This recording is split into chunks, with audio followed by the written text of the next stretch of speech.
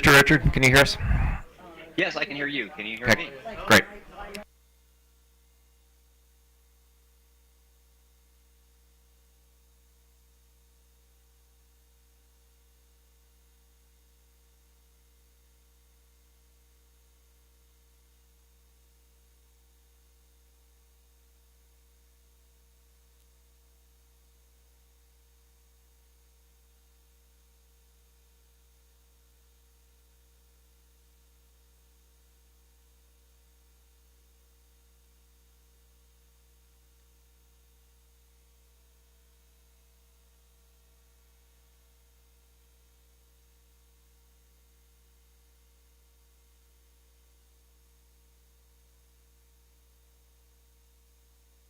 All right, good morning. Welcome to the Public Service Commission's administrative meeting for February 19th, 2025. First item of business is our minutes from the meeting of January 29th, 2025. Commissioner Sussman. Aye. Commissioner Barve. Aye. Commissioner Richard.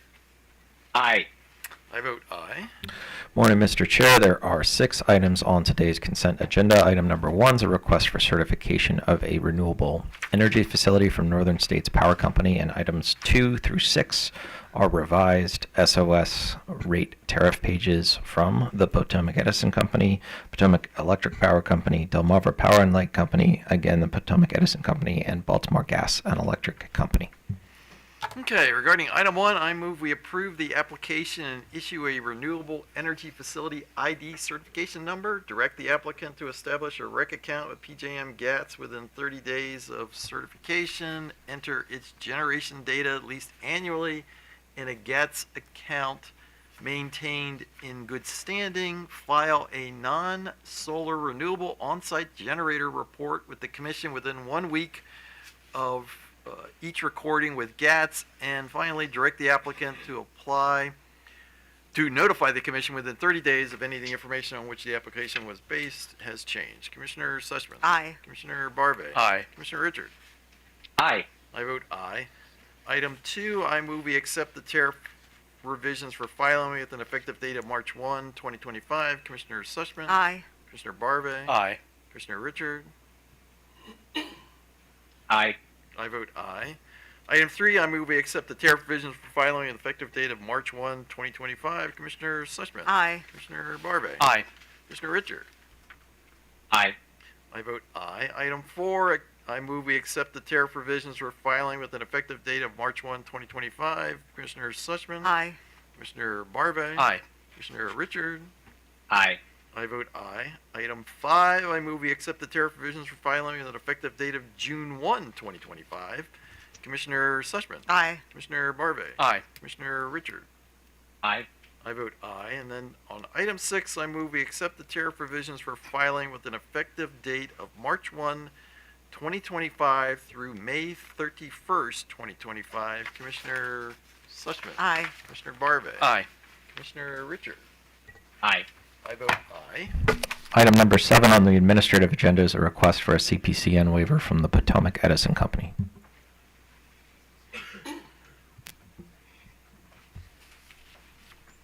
Good morning, Mr. Chair and Commissioners. Christopher Lowe on behalf of staff. On December 20th, 2024, Potomac Edison filed a request with the Commission for the CPCN waiver pursuant to PUA Section 7-207B4I for the installation of 2 230 kV transmission line loops, which will connect to the existing loops to Limekiln transmission lines to a new switching station, as well as extend the lines to provide electric service to a new data center in Frederick County, Maryland. Under Section 7-207 of the PUA, an electric company must obtain a CPCN before constructing an overhead transmission line that will carry a voltage higher than 69 kV. The PUA further states that the Commission shall waive the CPCN requirement should it find that the construction does not require the company to obtain new property or rights of way through eminent domain, or require higher or larger structures to accommodate increased voltage or larger conductors. The project will allow Potomac Edison to provide electric service to Alliant Data Center MD LLC's proposed data center complex at the Quantum Loophole in Frederick County. The data center will directly served by the new Alliance substation. The scope of the project includes the installation of 2 transmission line loops and a total of 4 new structures. Potomac Edison anticipates construction to begin in June 2025 with an expected in-service date of January 2026. According to Potomac Edison, the project has been determined to provide network benefit for PE's customers that have substations directly connected to the 230 kV system, as well as those within the underlying network. The switching station will provide improved reliability and resiliency, which will mitigate disruption to the network if there's a loss of a single line. After reviews, staff concludes that the statutory requirements for granting a waiver under PUA 7-207B4I have been met. Therefore, staff recommends that the Commission grant Potomac Edison's request for a CPCN waiver to install 2 230 kV transmission line loops, connecting them from the existing Dupes to Limekiln transmission lines into the switching station and extending to a new Alliance substation. Thank you. So, any questions for staff? Commissioner Sushman? Morning, Mr. Lowe. So you relied on 7207 for little I in your recommendation. Correct. Okay, and as I read this provision, it's a mandatory waiver for us if either of those conditions are met. Either it doesn't require that they obtain new real property, and additional rights of way, or it doesn't require larger or higher structures to accommodate increased voltage or large conductors. Correct. So in rendering your opinion, did you consider the reliability benefits that the applicant had raised?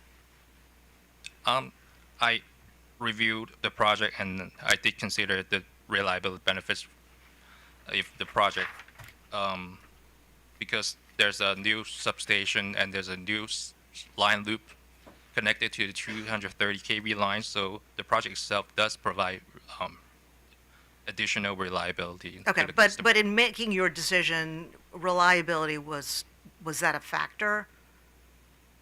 I mean, I understand that they raised reliability benefits, but in making your decision, was reliability a factor? It was a factor, but the project itself, I believe, it fits the mandatory requirements too. So if they didn't raise reliability at all, you would still recommend that the project be approved? Because it fits the mandatory requirements. That's right, Yeah. right. So reliability is, I mean, you talked about reliability, but it's not really a factor in this. Well, yeah. Okay. And then the cost allocation. So the project is going to cost about $32 million. Right. Okay. And the cost for the customer who's responsible for needing these system upgrades is going to pay just under $2 million. Is that correct? 1.954 million. But they also, the line LLC also responsible for the substation. Okay, so tell me. Okay, so the total cost of the project is how much? 32 million, I believe. Okay. Yes. And then what is the customer's responsibility? Total dollars. The cost, you mean? That's right.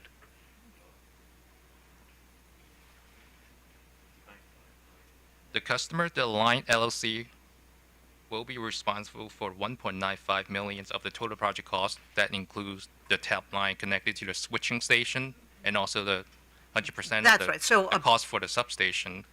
Okay, that's what I'm asking. Yeah. So I'm trying to figure out, of the 32 million, how much is going to be allocated to the customer, this new customer, and how much is going to be borne by the ratepayers?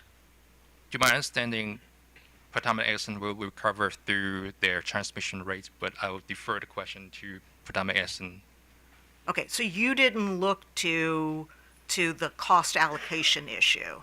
That was not a factor in your determination that this project should move forward. No. Okay, so, I mean, it could be that Potomac Edison could allocate all of the cost. They could say, well, the whole system is going to be more reliable. So we would just allocate all the costs, 32 million, to ratepayers, and staff would feel like they had no choice but to recommend that the project move forward. In this case, not all of the 32 million.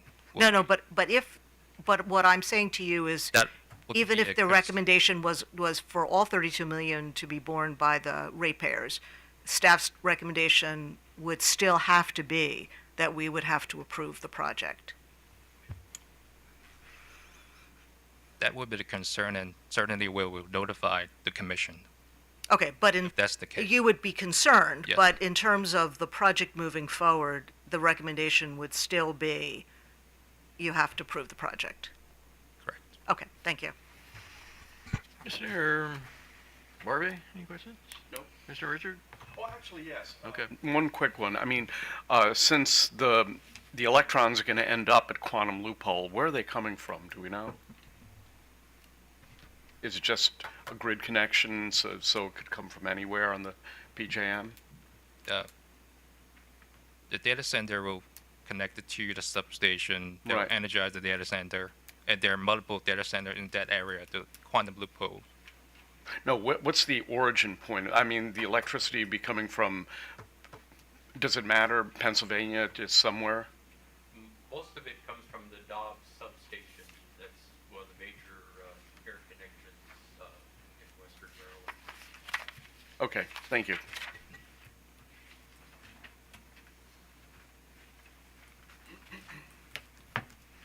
Commissioner Richard, any questions? Yeah, thank you. Sure. Just to pick up a little bit on some of the questioning from Commissioner Suchman, I'm just interested in the cost allocation also, and as we look at trying to set just and reasonable rates, with the cost causation principle, did you have a chance to just kind of make some judgments about how this 2 million versus 30 million is being currently allocated? It seems like it's pretty lopsided right now on all ratepayers and less on the cost causer.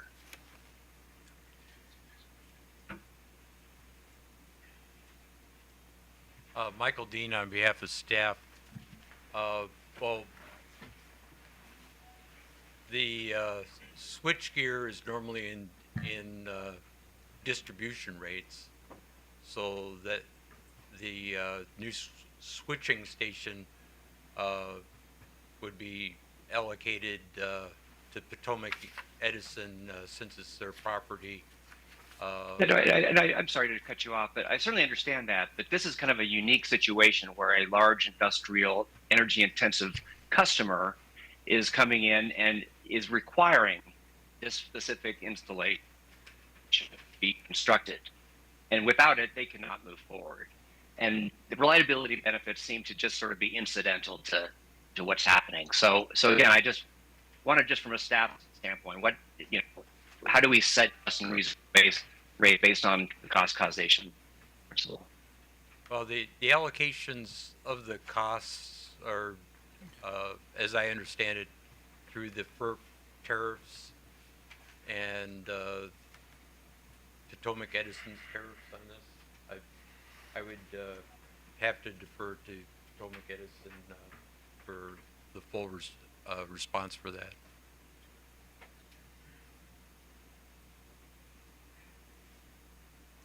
Yeah, I'm sorry, you're breaking up here. They would be mainly allocated as required by the FERC tariffs and the Potomac Edison tariff for new interconnection. And for a full response to that, I would defer to Potomac Edison.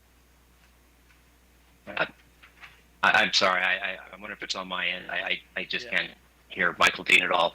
Actually, I think it might be Can because you it hear me seems like still? you're freezing up on us, so the connection may not be really good from your end. Yeah, now you're froze. So. Let me shut my video off and maybe that would Okay, help. all right.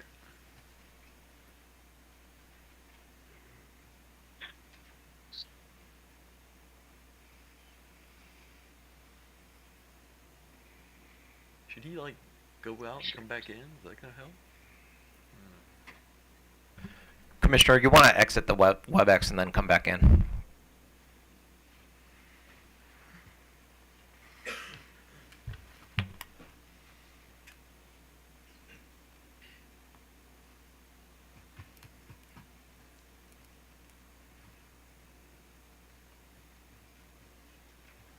So actually, just so we can make a little progress while we're waiting for this. I'm sorry, I don't know if you can still hear me or not. I guess you need to move on because at the moment I can't hear you. I see. Commissioner, you could also call in. If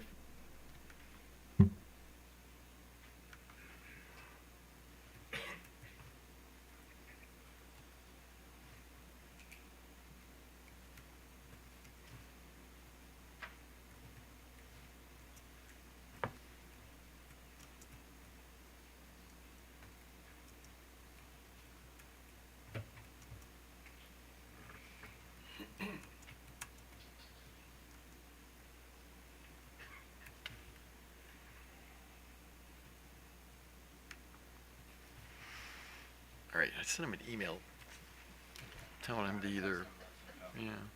So, real quick, the power plant research program.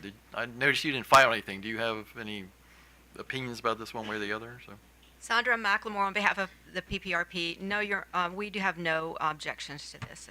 okay, all right.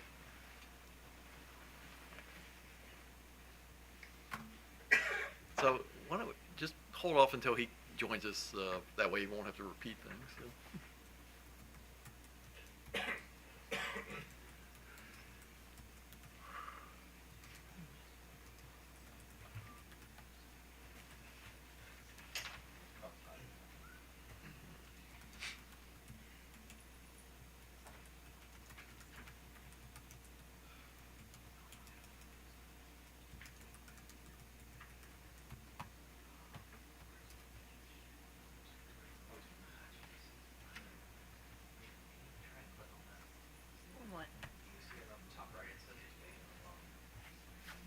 Oh.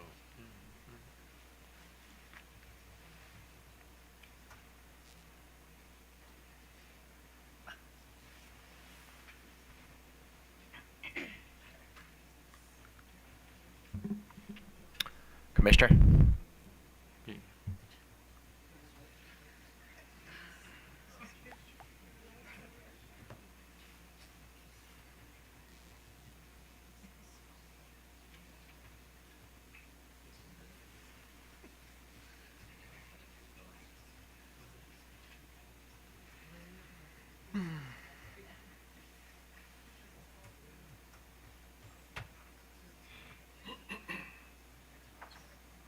Yes.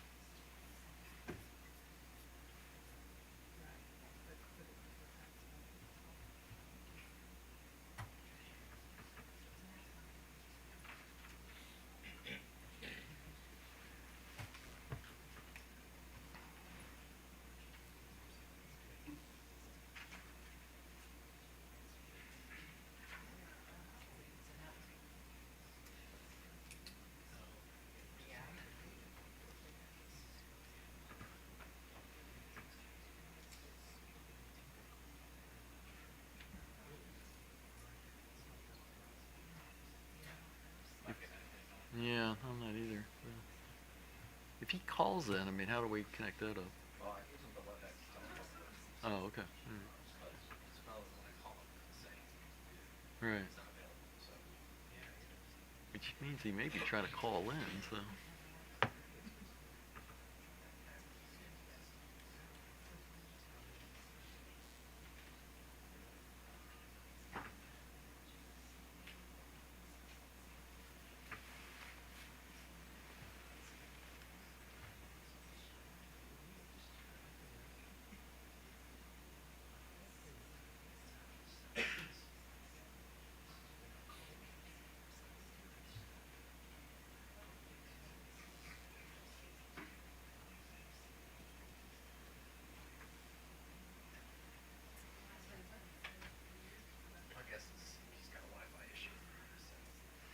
Okay, so should we? What's that?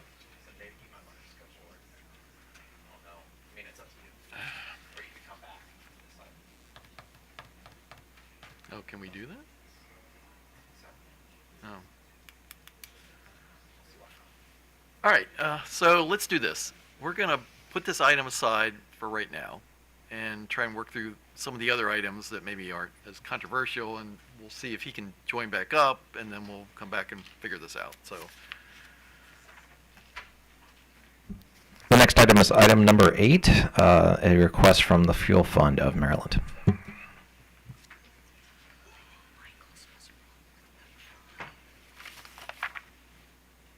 we're good, all right. Maybe I'll skip that one. Okay. Morning, Chair Hoover and members of the commission. This is usually not too tall for me. Annette Garofalo, maybe I'll back up. Annette Garofalo, on behalf of commission staff. By letter order dated December 6th, Fuel Fund of Maryland is asking for guidance regarding whether its current community investment fund, which contains $5 million as a quasi-endowment fund, may be modified in order to expend that fund. And in fact, whether it must be modified prior to expending that fund. The Fuel Fund originally set up this quasi-endowment fund, and the Commission approved the QEF in order number 85167 issued November 8th, 2012, noting that a modification of its community investment fund would be required prior to expending its QEF. Subsequently, the Commission repeated this admonition in orders issued in 2017, 2018, and 2019. The Fuel Fund has, since that time, replenished its QED. Its reporting requirements have been lifted, and it now asks whether it may modify its CIF, Community Investment Fund, in order to expend, if necessary, the endowment fund. The Commission has said numerous times that modifications of the agency's CIF is necessary if the agency wishes to expend its QEF. Staff recommends that Fuel Fund be required to retain its current QEF, from which it can expend 10% each year with a replenishment during the same fiscal year. Staff notes that increased need for Fuel Fund of Maryland's funds is greater now than it was in the past due to increased utility prices and because other sources of assistance are now under greater stress due to categorical eligibility with regard to MEP and EUSP. Consequently, staff recommends that the Commission require Fuel Fund of Maryland to retain its endowment fund. Okay, any questions for staff? All right. Good morning, Chairman, Commissioners. Debbie Brown, Executive Director of the Fuel Fund. I have with me John Pastelau, who is on our Board of Directors and our Investment Chair, and Dale Lineweaver, our President of Board of Directors. Thank you. We really wanted this opportunity to be able to talk with you about next steps for the QEF. Please note that we do not need to remove any funds at this time. We have that full investment over $5 million. We are just looking for that next step or the current rules of the game if in fact we did need to move money for utility assistance. But again, at this time, we do not need to move any funds out of the QEF. Okay, Commissioner Sussman. Okay, so I guess my question is, what is it that you need us to do today? To answer the question, I think it's simply put is that when the funds were originally received, there was a long document, a lot of footnotes that I think kind of got misconstrued by non-attorneys. I think what we're really looking for is just bullet points to say, hey, these are the rules of the game that we need to abide by. We've made a mistake in the past. We've moved forward. Is there anything that we need to be aware of moving forward? Are we able to touch the money without your permission? Do we still need your permission, which it sounds like we do? In the event that we need to draw money, are there any, I don't know, any hidden things that we need to be aware of? So simply put, I think the best Okay, use is- well, you're asking those questions. I guess I would ask those questions back to you. So Yeah. what is it that we, I mean, assuming we keep the 5 million in place, what is it that you need from us so that, you guys are really important, and we are very concerned about the state of rates, and we want to make sure that you are able to do what you need to do. So what is it that you need us to do? Yeah, so Ms. Brown actually submitted I guess a bullet pointed letter, just asking this is what we're looking for clarification. So I think between yourselves and ourselves, just simply clarification to say, these are what we need to abide by. If any issues come up, we just want to make sure that we're not overstepping any boundaries. Okay, and Ms. Garofalo, other than keeping the 5 million in place, do you have any response to the bullets that they have asked? No, I really focused on, I think the issue with regard to the 5 million is that it's part of a plan. The commission has said that if you want to change your use of the 5 million so that it's no longer needs to be kept as a rainy day fund, for want of a better term, then you would need to redo your community investment plan. Okay, so you're just focused on the 5 million. So what else are you asking that we do today? I think the one major piece is that the 5 million has been a line in the sand. The endowment fund is invested, I'd say, relatively conservatively. In the event that we do have a market downturn and that dips below 5 million, is that something we need to be cognizant about, or is that just a market downturn for one of them? The second piece is, again, what we mentioned this before, if we need to expend money from it, we need to clearly ask the QEF or the PSC. I think that's been clarified today. Any restrictions that we need to be aware of, any things that we should not be investing in, use your broad horizon for that question.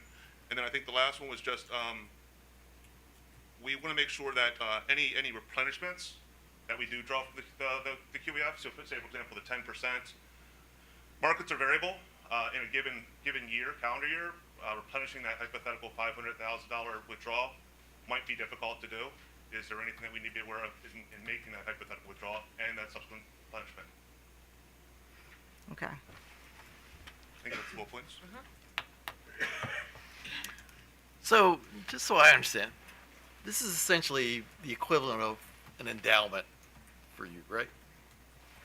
And this was part of the package of things that was allocated as a result of one of the earlier merger cases.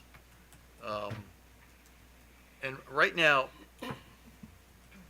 what do you do with the 10% that you do spend? I'll let you answer. We have not touched it or spent any funds. It's been at that 5 million threshold in the original order. It was to be kept there. When it did go below, we did replenish it. When it went below because of the economy or the markets, we reported that that was at no fault of our own. So we have not touched any of those funds since 2020. We have the income accumulation bucket, right, John? Yeah, except for, I guess, the caveat with that is, Yeah. in my understanding of the original document, any earnings, I think, was used in the document. I perceive that to be dividends, income, distributions from real estate investment trusts that we're allowed to use. So what we've done is we've actually sort of, I would say, pocketed that income into an income accumulation bucket, which is roughly $500,000 now. So if we need to touch money from the QEF, that would be the first point of access, not touching the corpus, but more so the income accumulation. But to answer your question directly, we have not touched it. It's been simply growing, ebbing and flowing, I'll say, with the income moving to an accumulated bucket. And so, what is the ultimate purpose of the 5 million then? At least from your understanding. To set aside, it was set aside for utility assistance if and when needed, or to put into the budget. But again, under the original order, we would come to you if we ever needed to move or maneuver any of those funds. Well, aren't we at that point today? I mean, given the concern that we've heard from people about high bills, I mean, I'm assuming that today's the day when you might want to be doing that. One of our concerns is if we did remove many of our donors are BGE customers. So that replenishment of that 500,000 does have us concerned that if we can put it back in the same year. We have seen a slight increase in applications at the fuel fund. What we're seeing is kind of that, we're seeing two buckets coming in. One of the customer that we like to say that really has that sticker shock, experiencing the high rates, right? For the first time, they're going to make changes in their life to pay that bill. Then the second that we see are those BGE customers that haven't touched their bills in 2+ years. And now they've got a turn-off notice and they have bills over $5,000.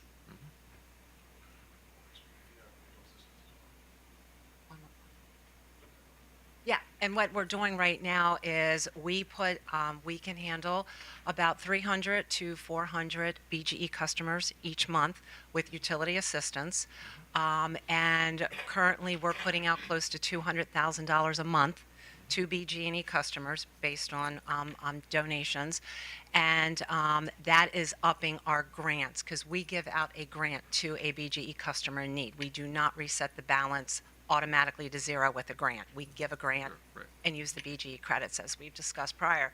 So that is what we're doing now, making it more manageable for the BGE customer to reset their balance because now maybe they only need $300 to $400 to settle out their balance.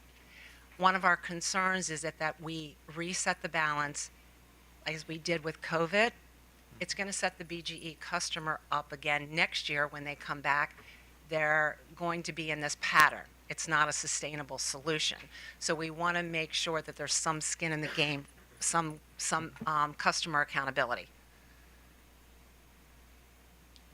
So from a funding perspective right now, as John said, we are not looking to pull any funds out of it. We have the income accumulation bucket. We're scheduled out for the rest of the year to meet what we can handle. It is more of moving forward. If in fact we do need to take something out, do we need to come to the commission and ask permission, or are we self-managing this account? Okay. Commissioner Barbe. I didn't think I would have to ask this question, but what is the decision making for the investing? How does that happen? We have, I guess, third-party managed with Brown Advisory. So Brown Advisory is the day-to-day management of that.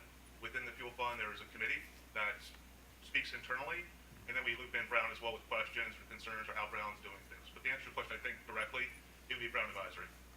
What percentage are you paying for this management? It's actually pretty minimal. Any Brown Advisory funds that are used were actually rebated on any expenses. And then past that internally, it's actually just a lot of individual securities, stocks, bonds. So the expenses, without a specific answer to you, are actually pretty minimal. I mean, like index fund minimal or? Index fund would be the absolute minimal, I will say. They would be maybe, I'd say maybe a ratchet 1 or 2 above that. I've looked at that in the past year, past 2 years, the past 3 years, and Brown Advisory, I think, is with nonprofits, one of the most inexpensive organizations to work with. I mean, less than less than a percentage? Yeah, absolutely. And again, with the rebating from any Brown Advisory funds that they use, we're rebated back any of those expenses. But I would say percent or less. Okay. Thank you. Commissioner Sussman. So, so you haven't touched it, but basically what you're asking is for some flexibility to the extent that you need to go in. Are we really going to make you come into us and explain why you need to do this? And I'm sort of wondering if do you file sort of reports, annual reports, or with staff and with the so can you tell me what you file, and so that I'm asking this because I'm sort of wondering, why don't we just, I mean, since you guys seem to have done a pretty good job with your fund so far, if we gave you discretion, you simply just let us know what's going on. To the extent we're concerned, we can probably step in and say, well, maybe you're taking too much from. I think that's actually what we're thinking as well. And we did file, it was back in 2019, 2021. I think in that we had a 2 or 3 year annual report that we were sending over. We are no longer doing that, but we would be more than happy to add that on an annual basis to the commission. Yeah. And that's, Commissioner Barber. So when you evaluate these investments, do you compare it to, say, like a 60-40 equity to fixed income fund that might be run by, I don't know, say, one of the investment firms? You can get these index packages that are very cheap, like 5, 6, 7 basis points, and they will put in 60% equity, 40% fixed income. Do you compare, when you analyze your results, do you compare it to things like that? No, it's kind of tough to do, and the reason that is not the answer today, but it's compared to indexes. So like Barclays Aggregate, the S&P 500, Russell 2000, Morgan Stanley Capital Index for International, benchmarks are used by Brown, with utilizing indexes, not specific ETFs or mutual funds. Well, the reason I ask the question is that I always compare my money to indexes like that to see whether my advisor is doing a good job or a bad job. And, which is what I would hope you would do as well. Well, I think comparing a portfolio next to an index versus another investment fund is probably the purest way of benchmarking. And you get a report from Brown on that. Correct. Have you ever sent that to us? I don't believe so. No. But more than happy to. yeah, Okay, I'd love to see that. Thank you. absolutely. Thank you, Mr. Chairman. Okay, so let me kind of cut to the chase. So are you in agreement with the recommendations made by staff regarding what should happen today? The 10%. I think the recommendations from staff were not answering the question that we asked. I see. I think that Commissioner Shipman probably phrased it the best, is are we able to kind of freely manage the money as we look to do, or do we need to have some level of PSC oversight? I think that was the purest question that you possibly asked. Okay. So I guess, we're in this situation. I understand what you guys do, and I think we're generally in favor of trying to give you some flexibility so you can respond to the needs of your clients, for want of a better word.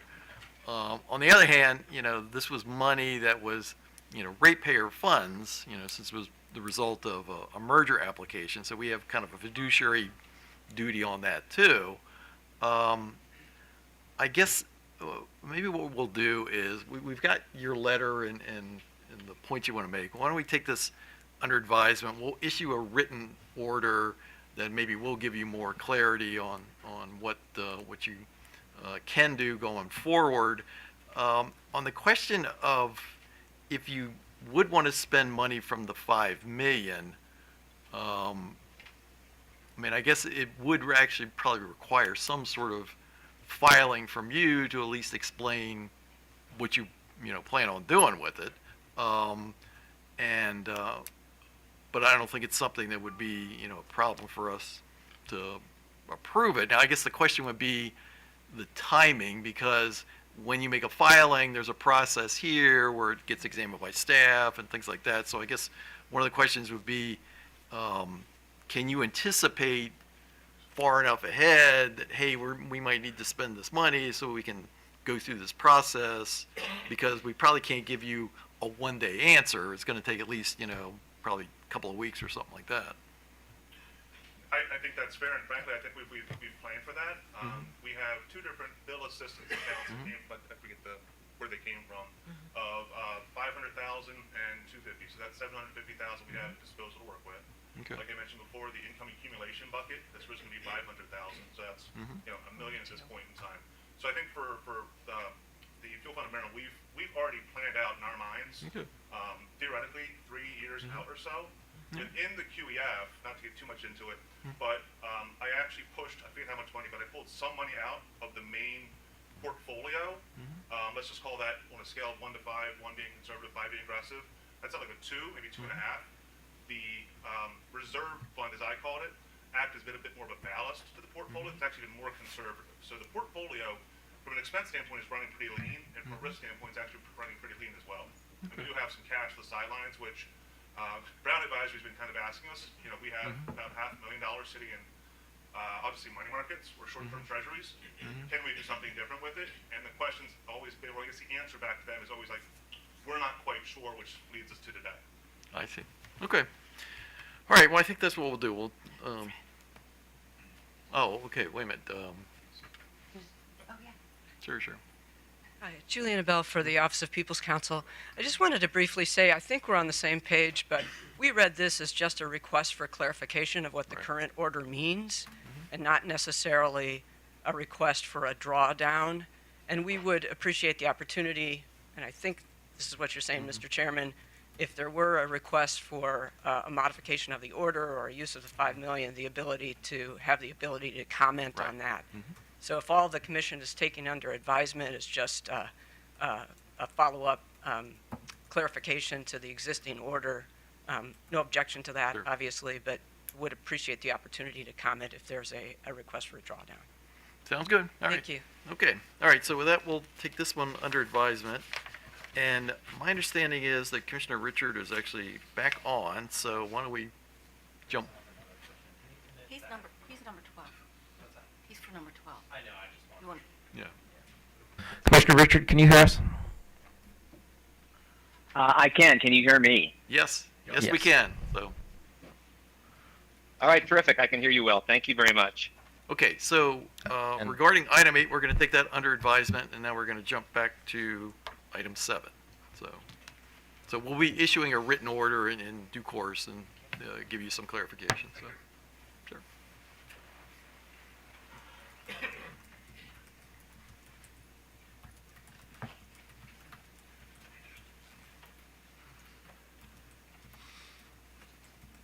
Go ahead. Yeah, because I think we're finished with staff, so you go ahead. So. All right. Good morning, Mr. Chair and Commissioners. Joey Chen on behalf of Potomac Edison. Now, joining me today is Travis Turner. First, let me just convey our thanks to Mr. Lowe and Mr. Dean, Mr. Scher for their analysis and recommendation. I would like to clarify a question earlier presented to staff regarding the costs of the project, just so that there's no misunderstanding, and then we can take it from there. So the total cost for the proposed project is north of $32 million, and that includes the cost of constructing the Ballinger switching station, as well as the line loop work, transmission line loop work, and then the installation of the 3 feeders that will go ultimately into the aligned data center substation. The $32 million does not include the cost of the aligned substation. Those costs will be handled by the customer. So, Commissioner Suchman, you had asked staff about the costs that would be allocated to, of the total project costs, how much would be allocated to the customer. And in this particular instance, the customer's costs would be in the ballpark of about $2 million.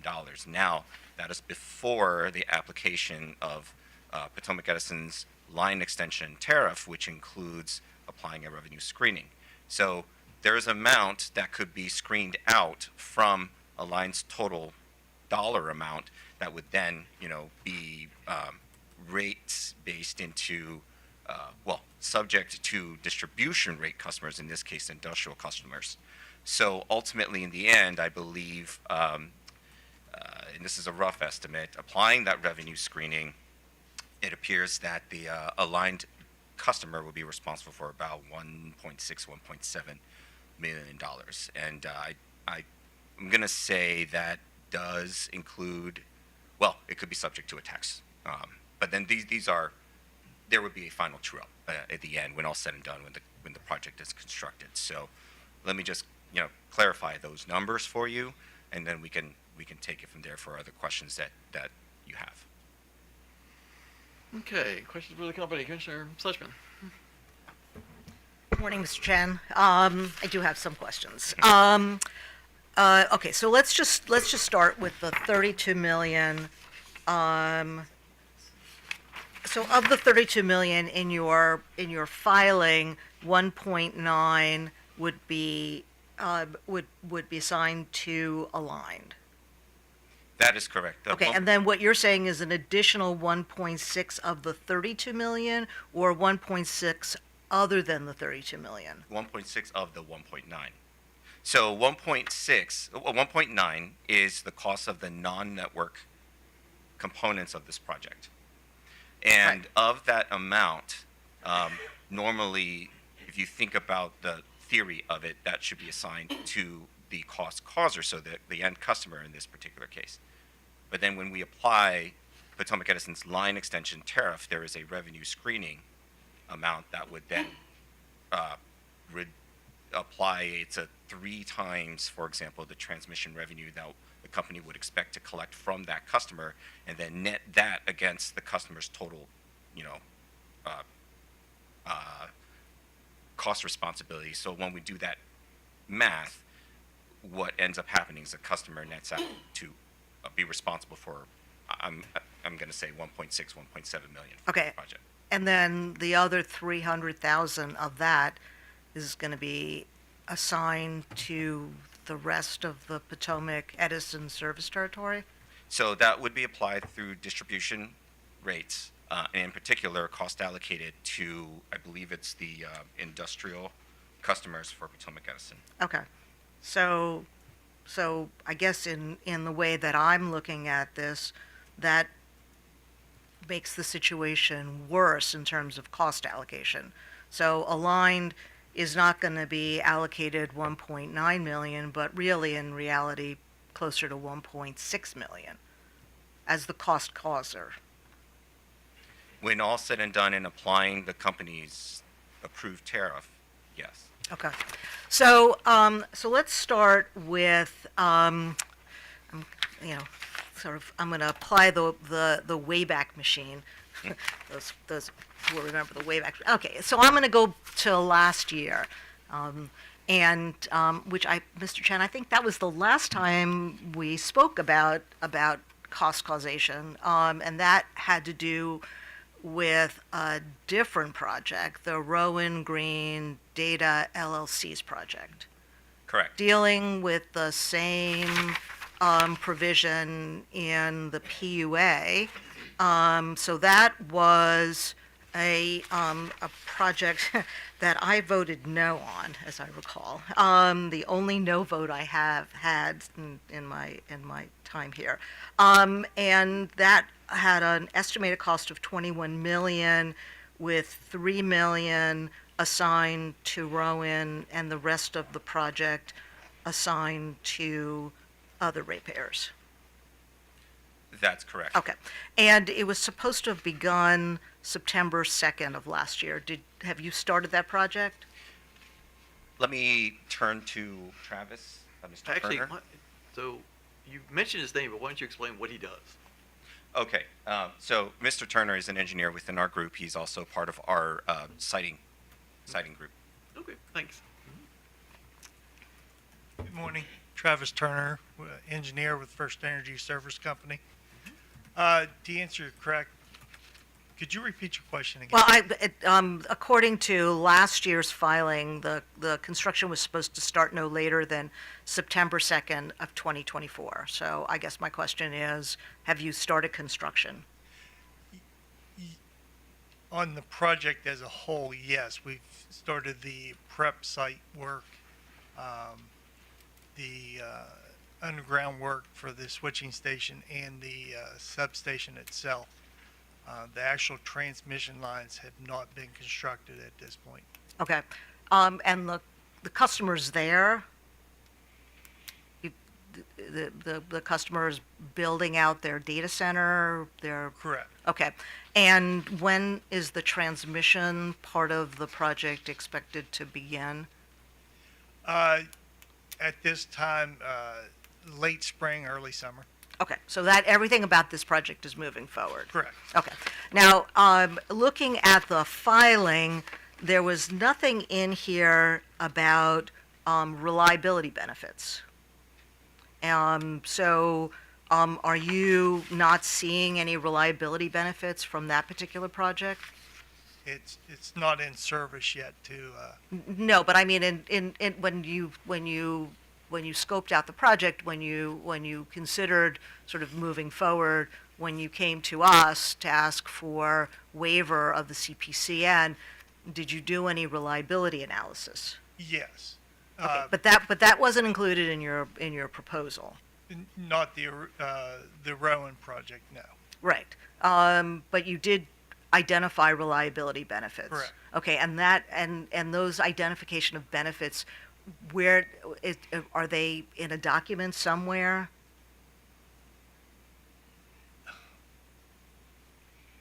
I'm not sure.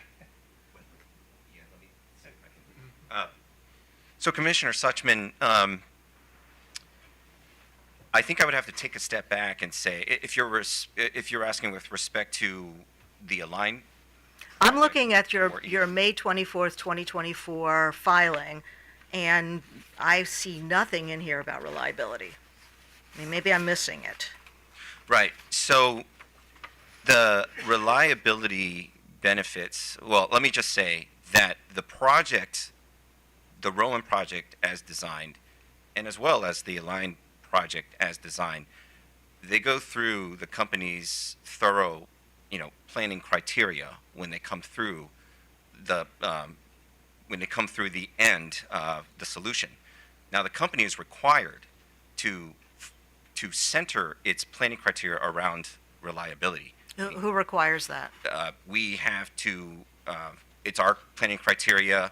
It's also we have to keep in mind the NERC standards, applicable NERC standards, PJM planning criteria, as well as NERC planning criteria, because ultimately these type of projects have to be vetted through PJM's Well, you own can't make reliability analysis. worse, so I understand that. Right.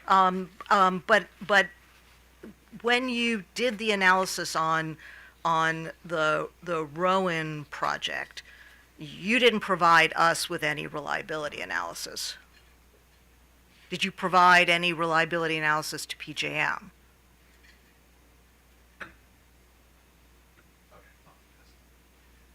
That is part of, when we present the project to PJM, we're required to do a no harm analysis. Okay, that's to make sure that you're not creating a reliability problem. Okay, but did you present to PJM an analysis that provided that this project would enhance reliability? I could not answer that at this time. I was not a part of that presentation. Okay, because I can tell you that you didn't present it to us. Right. No, I confirmed that. I mean, Okay. in my meetings with the planning team and our transmission planning, our engineers, we talked about the reliability overall network benefits that projects like Rowan and Align would provide. Okay. But the direct answer to your question is whether or not we had provided a physical document capturing that to the commission. I would say the analysis, no, but in data responses to staff's data requests, we did outline those benefits from the Rowan project. It's just we didn't include the analysis. Okay. So we have this project that came to us last year, where most of the cost for the project are going to be borne by folks other than the cost causer of the project. This year, you're presenting a different project under the same provision of the PUA that allows for an automatic waiver, where again you're assigning costs that are going to be mostly borne by the ratepayers within PE.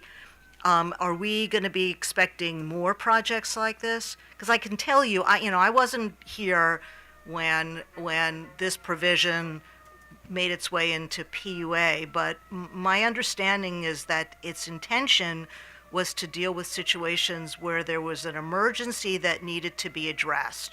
It didn't involve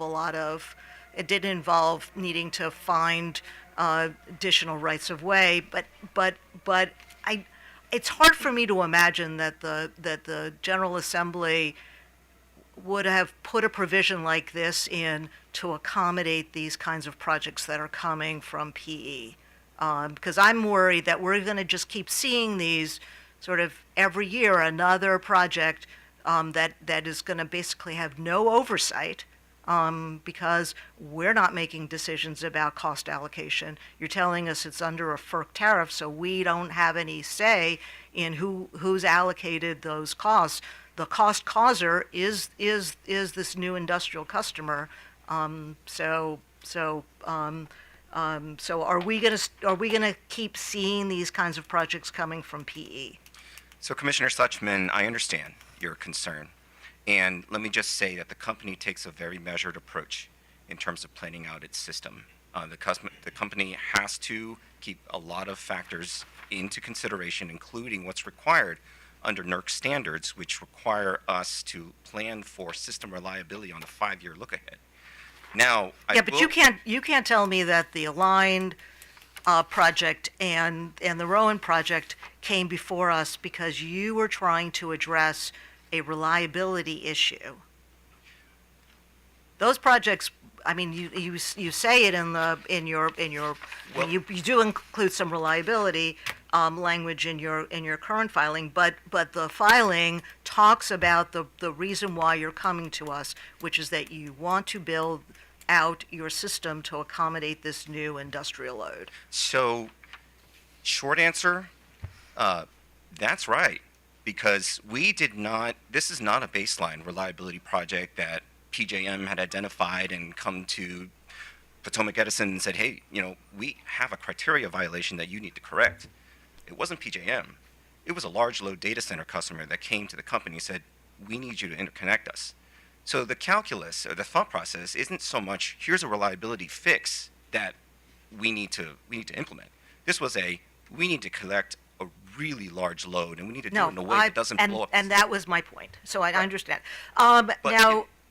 You're planning on ultimately connecting 2.8 gigawatts. That was in your data response. Am I recalling that correctly? Yeah, I'm not. Okay. No, this is a new question. Okay. Okay.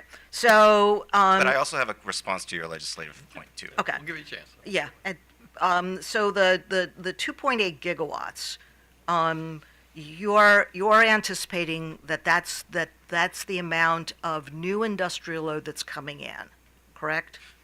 That, as I understand, is what is planned for the Quantum Loophole Data Center campus, although, I mean, I'm not going to definitively say that can't fluctuate up or down. Okay. So your PE's current peak load is 1.8 gigawatts. So it would not quite double, but it would be a big jump up from what your peak load is now. Is that correct? You go from 1.8 gigawatts to, I guess the 2.8 would be on top of the 1.8. So I guess it would.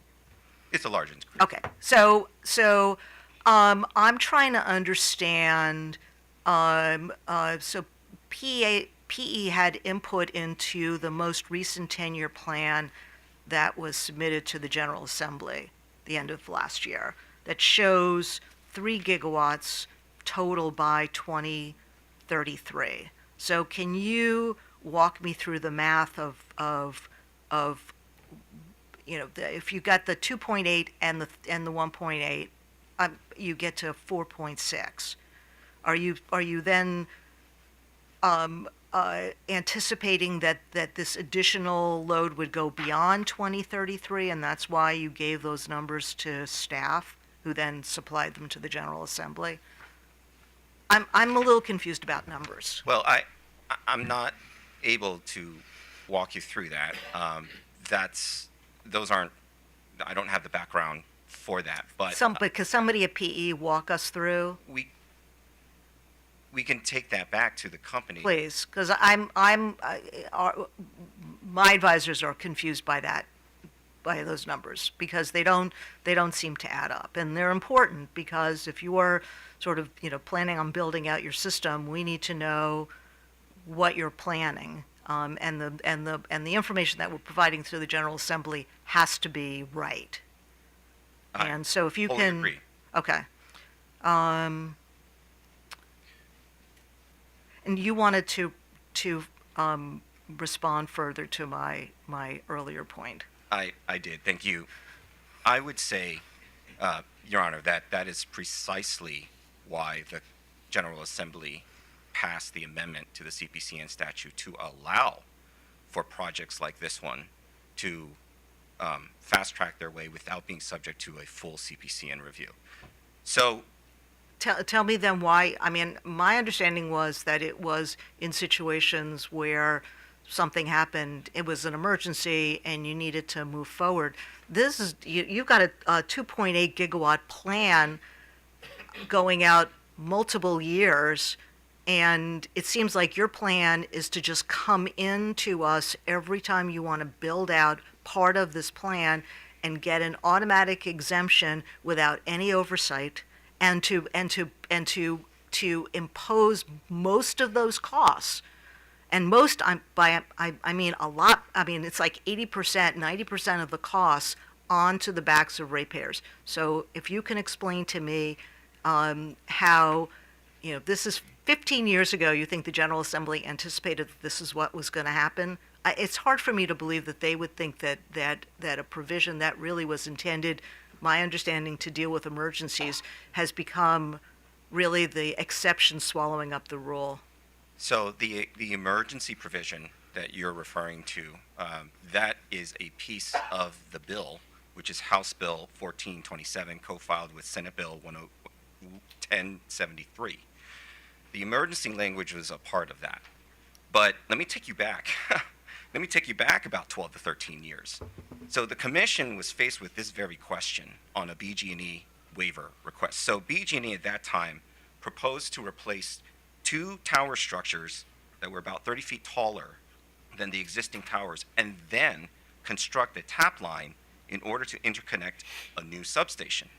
And as part of that work, BG&E proposed to install a breaker next to that substation and run a bypass line around the new breaker. Now, BG&E came into the commission asking for a waiver under the then waiver language, COMAR. Now, the amendment language clearly wasn't in the CPCN statute at that time.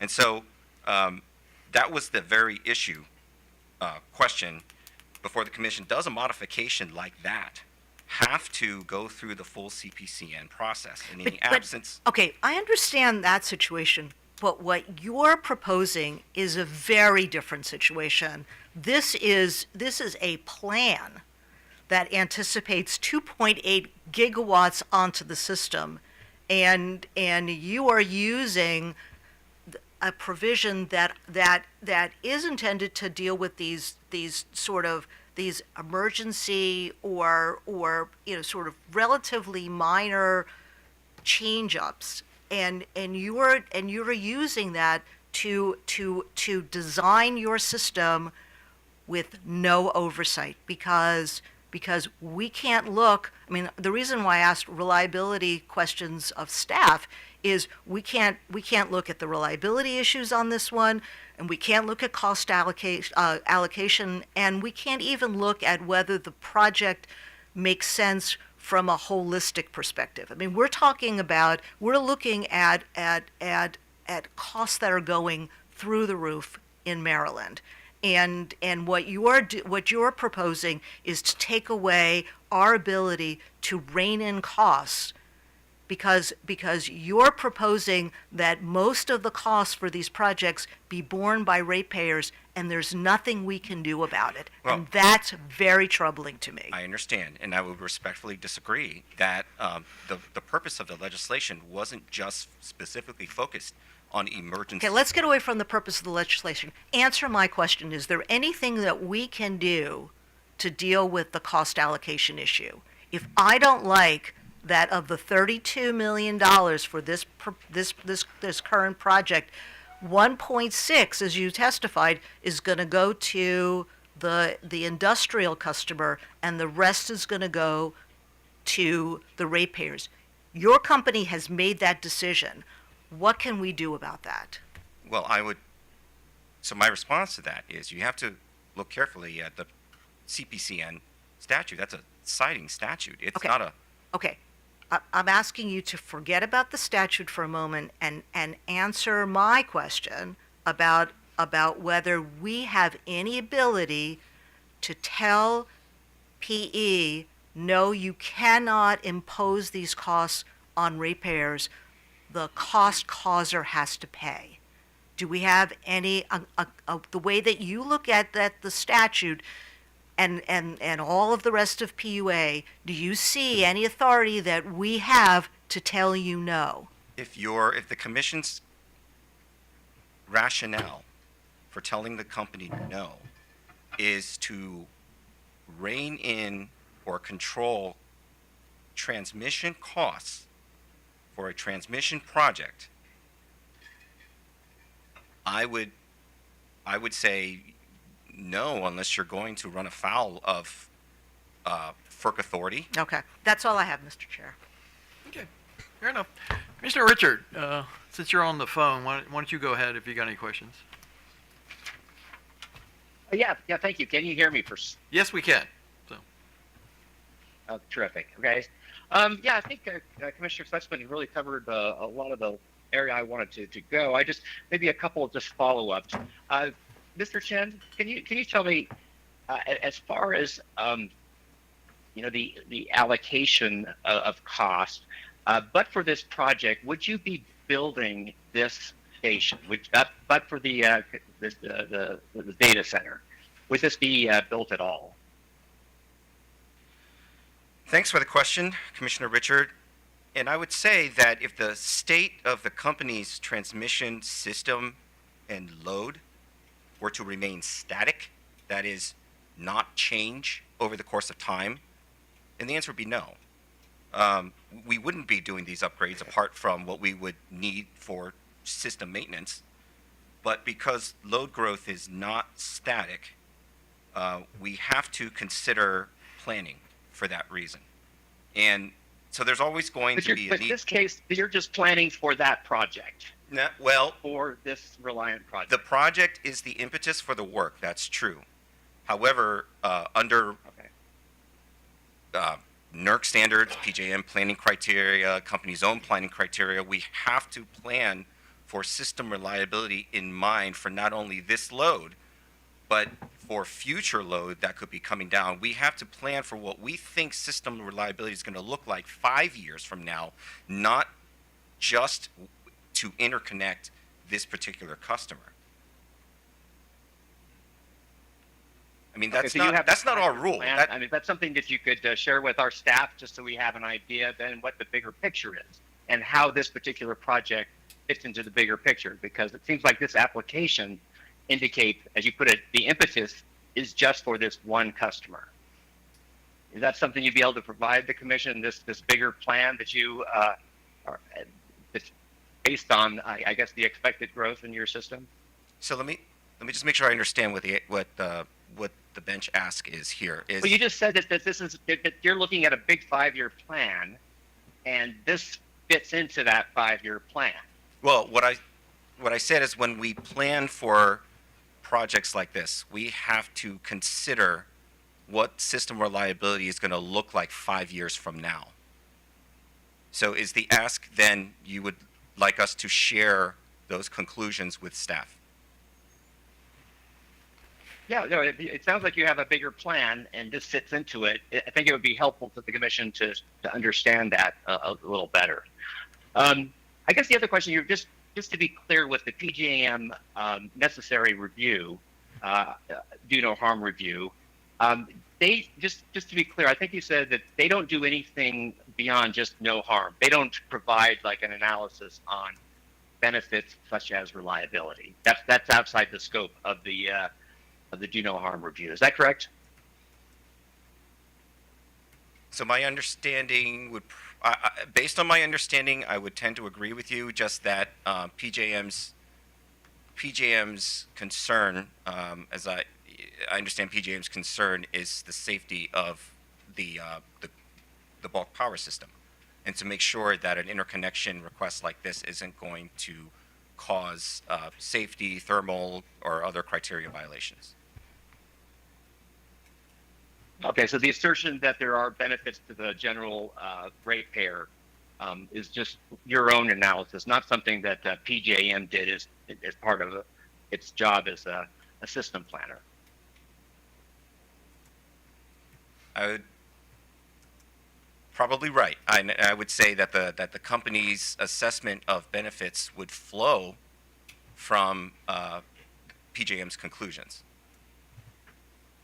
Okay. Just a little more. I think Commissioner Sussman was talking a little about are things we can do at the commission to see if we can right the cost causation issue.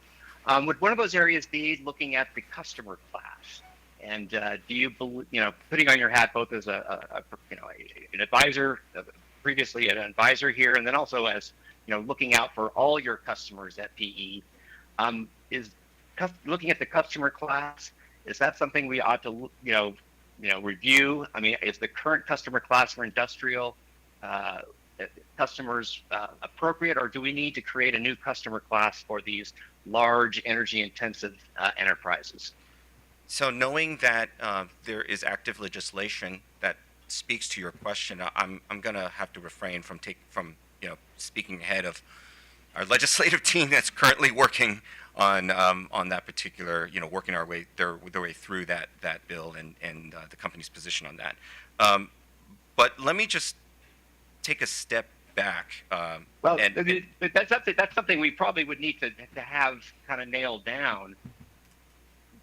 Assuming by the next rate case, is that correct? I mean, because again, would you be concerned as a company about imposing too many costs on your industrial customers when most of these new costs are because of this one large, energy-intensive customer? So let me clarify one thing, and this, Commissioner Sussman, does go to that earlier question that you asked. When I talk about revenue screening, the basis of the revenue screen, the calculus, is essentially how much the company is anticipating to collect in revenue from that specific customer. That gets subtracted, netted out against the customer's original cost responsibility, right? So the 1.9 million. And so applying the revenue screen, we anticipate that this customer we're going to collect 300,000, for example.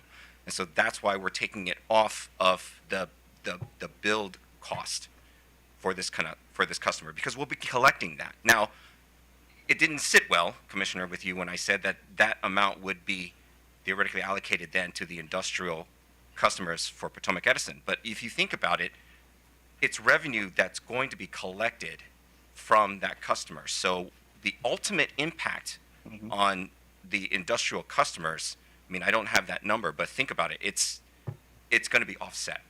What we collect from the customer is going to be offset. So, I mean, I know, Commissioner Richard, that doesn't answer your question as to whether or not a specific customer class or a new one needs to be collected. Well, we'll see what the General Assembly says at the end of the session, and perhaps that might be the case. But just framing this all in context, we are going to be collecting revenues, electric service revenues from this customer. I guess my question just simply is it sufficient? When you look at cost causation, will it be enough to fairly allocate all the costs? So, let's see. I think that was. Oh, I guess one other question is just as far as the necessity. I think in the filing, the company says that the construction is expected to begin next year. Is that correct? No, construction is expected to begin June of this year, and then I believe completed a year from. Okay, so it is actually. So, to the company's knowledge, the Reliant, all the permits are secured, the land is secured, there are contracts in place. There is certainty. Is the company able to say there's certainty that this project is going to go forward? This data center project is going to go forward. Commissioner, I'm getting the positive nod from Mr. Turner. Positive nod. Okay. And could you just maybe add some color to that? What are some of the things that you have, the company has, that is gives you confidence to move forward with this project? Commissioner Travis Turner, First Energy Service Company. Our signed contracts with the customer and also the customer's prep work for their site gives us confidence. Okay. And I guess at this point there's an allocation of about $2 million for this project. If something falls through, is that money secured? Is that guaranteed to the company and to the ratepayers? I'm sorry, Commissioner, I could not answer that question. So it's possible then that the entire amount, the entire $32 million, could end up on ratepayers should this company not move forward, or if maybe they move forward in a more slow manner. Commissioner Richard, this is Joey Chen again. So the project cost is what it is, and it would be the network components of that cost. So let's say 30 million, right? Would be added to the company's transmission revenue requirement. 100% of that is not going to fall on Potomac Edison ratepayers, because that revenue requirement would follow the proper allocation paths established, through FERC. So there will be a portion of those costs, and again, I don't think I need to go into how much of it specifically, how that allocation method is determined. But at some point, it will flow. Some of that will flow to Potomac Edison customers and eventually land on SOS, be part of the SOS rates. Okay. So if this falls through, it's possible this will be a transmission upgrade that's not used and useful. And even if the project doesn't materialize to the extent, we may have the same problem, that this transmission upgrade won't be used and useful. Is that a fair statement? Well, again, I think part of that, and I don't have definitive answers for you, but I think part of that depends on whether or not the company decides to seek abandonment recovery, which could be anywhere from 50% of the project cost to 100%, depending on whether or not certain filings are made before FERC. But again,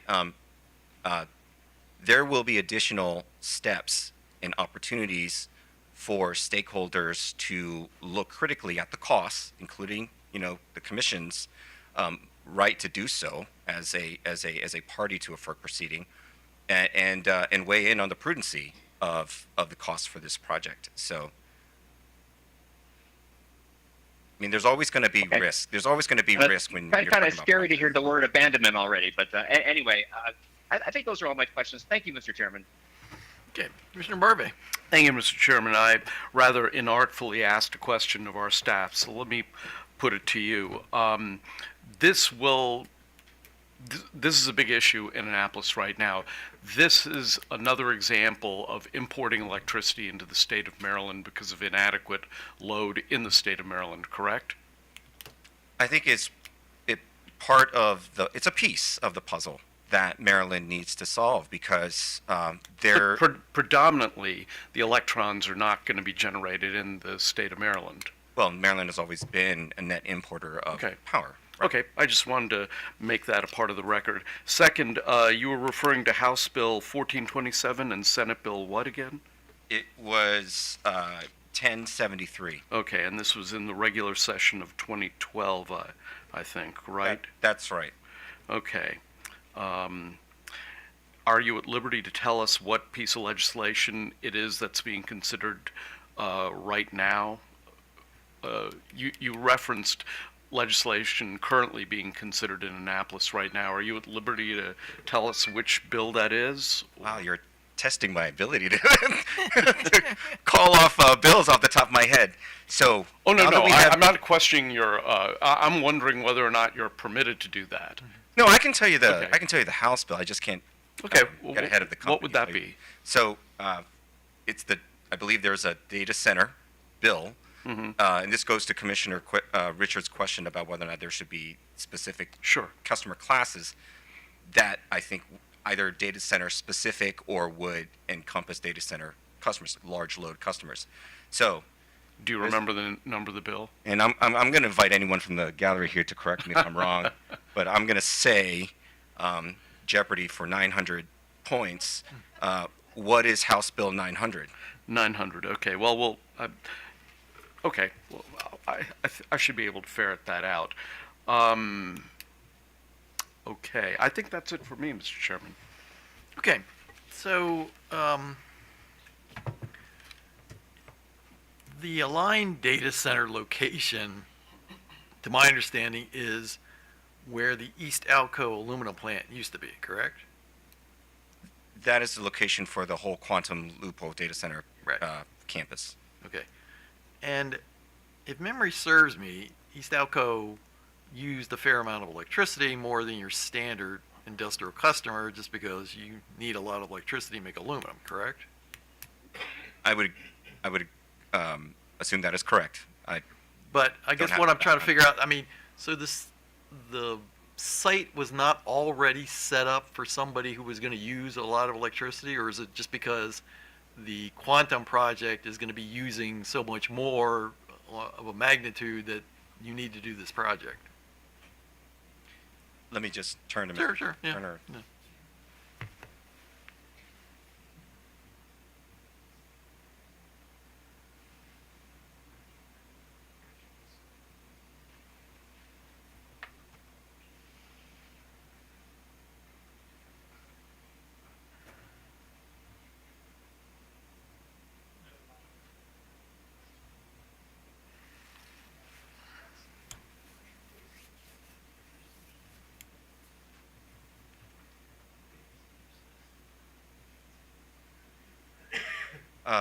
So, Mr. Chair, Mr. Turner informs me that the load at the former East Alco site was not comparable to what is planned Okay, all right. for Quantum.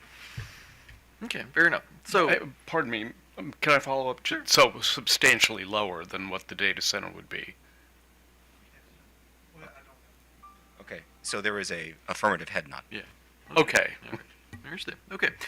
Now, so the last questions are more process questions. So we've asked for some information from you. So I guess my first question is, how soon do you think you can get that to us? For that information, let me take this back to our team, but ask if you can give us 1 to 2 weeks. Okay. And so the second question, though. I'm sorry, Mr. Chair. The caveat there is I don't know how deep the analysis. No, I understand. So, but I guess the follow-up question is, how soon do you need an answer on this waiver issue? Well, we would prefer to have a answer today because we believe, I understand, right. but that's not in the cards. So if it's not today, I mean, I'm trying to figure out, we're asking for certain questions and trying to figure things out.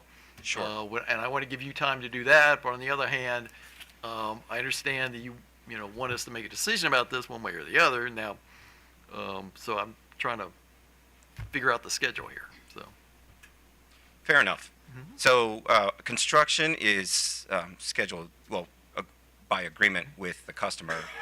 We're supposed to begin construction in early June. So we had originally requested commission approval by early May. So if I could ask this commission to give us a little bit more headroom so that we have sufficient time to, I don't know what your future order is going to look like, but to the extent that there are, things that we need to review carefully or adjust plans or something like that, we may need additional time. So all that to say that if I can request a decision by, mid-April, Fair enough. either early or mid-April, Sure. Okay. So, for tax day, tax day. April 15th? April 15th, preferably earlier than that. But it is to the commission. Okay, all right. Okay, fair enough. So we're going to take this under advisement, and take whatever time you need to provide the information to us, but understand that the sooner you get the information to us, the sooner we'll get an answer to you. So. Can I just, Mr. Chair, can I just add to the list of things we've already asked you, how the company made the decision about cost allocation? So that 32 million, I'd sort of asked for a little bit more detail on that, but include in that how the company made the decision about who was going to be paying what. Sure, Okay. Commissioner. Thank you. Right. Okay, so I think I've Okay. said all that needs to be said. So anything else from the commission? No, I think that's it for us, so thanks. Okay. I would just make one request, now that the commission is going to take things under advisement. If the commission, of course, as you can expect, you can anticipate that the company believes that it's, PUA statute 7207 B4 Romanet 1 is the controlling statute, and the commission has a statutory mandate that arguably cannot be overstepped. If the commission were to go a different route, we would ask that the commission make a ruling on that, because that was the request presented to in our filing. So we would request that the commission make a ruling that the project does not qualify if you are so inclined to go a different route. Okay. Fair enough. Thank you, Your Honor. Item number 9 is a request for a CPCN waiver from Baltimore Gas and Electric Company.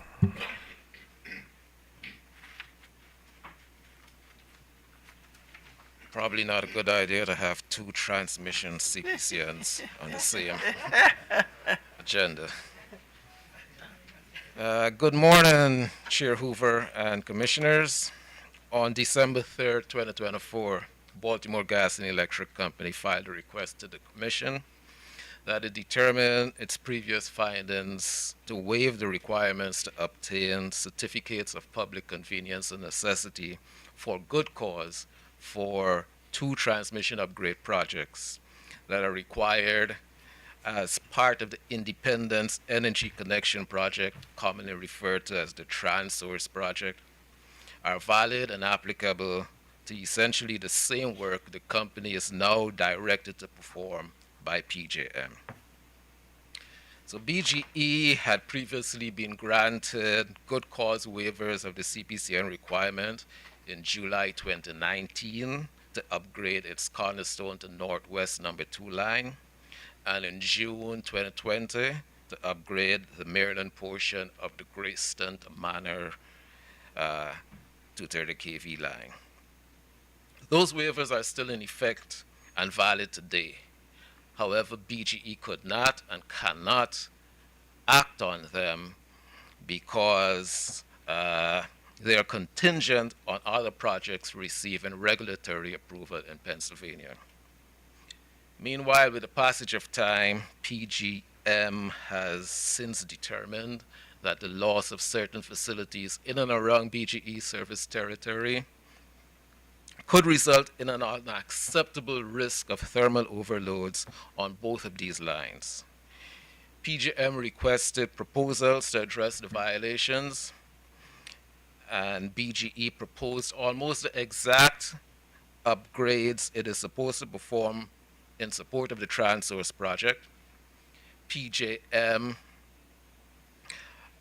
found that those proposals eliminated the reliability violations, and PJM entered these projects into its regional transmission expansion plan. As a transmission owner operating under the auspices of PJM, BGE is now obligated to complete these upgrades.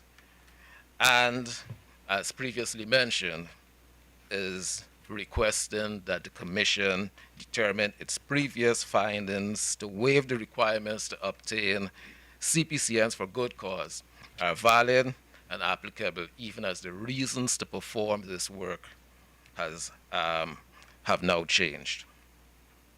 In addition to issuing an order granting a good cause waiver for the entire project, BGE requests that the Commission issue an order concluding that the Cornerstone to Northwest Number 2 segment of the project also qualifies for a mandatory waiver for the reasons articulated in BGE's June 6, 2019 request for a mandatory waiver on the Public Utilities Article, Section 7-207B, 4, Romanet 1. Staff has reviewed BGE's waiver request and finds that the need for the 2 transmission line upgrade projects is supported by PJM's analysis and by BGE's obligation to build under its transmission owner agreement with PJM. With regard to BGE's request to allow this work to proceed under a good cause waiver of the requirements to obtain a CPCN, staff concludes that the Commission's rationale underlying its prior determination that good cause exists for waiving the CPCN requirements for the 2 transmission line upgrades remains valid.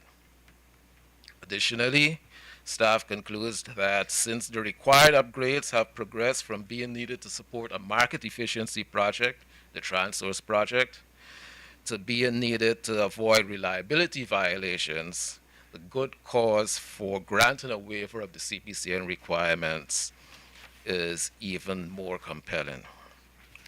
Finally, while staff does not agree with BGE that the Cornerstone to Northwest Number 2 segment of the project qualifies for a mandatory waiver, as there is an increase in the size of the foundations of some towers, given the Commission's July 2019 decision, the company still believes that it should receive a mandatory waiver of the CPCN requirement for this segment of the project.